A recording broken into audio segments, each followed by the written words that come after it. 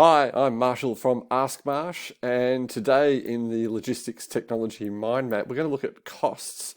And in particular, we're going to look at some of the setup costs that people often forget to factor in to a new decision. So here's our costs.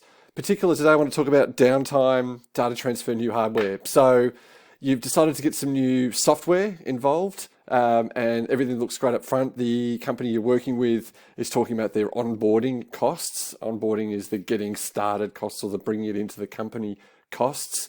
You've sat down with them, they talked about this is how many hours it's going to take to do X, this is how much labor you're going to have to be involved, this is what their costs are going to be, etc., etc., etc.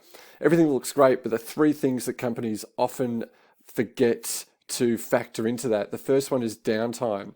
So when you bring the new software in, what happens to the rest of the system when you do that? Is it a snap of the fingers and everything's just flipped over? Probably not, especially if you're replacing an existing system.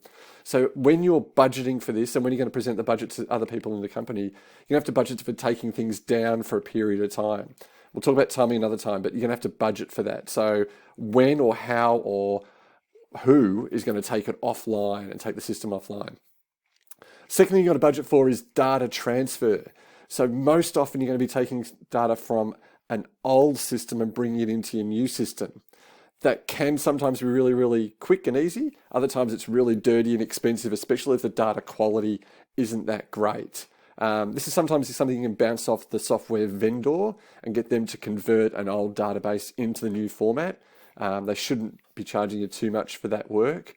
But then you're still going to have that lag between when they took the data and when it goes live in the new system. So for argument's sake, if you run a report on the 30th of the month, and that's what goes off to be uploaded to the new system, but the new system doesn't start till the 4th or the following week, you can have that week trap in between, which potentially means some manual data entry, and you've got to budget for the time and the labor involved in having that done. And the final thing is, what the new software people might forget to tell you is that the version of Windows or Android or Apple or whatever it is you're running doesn't cut it with the new software. So make sure that you're asking the questions about, are we going to need to upgrade our existing hardware?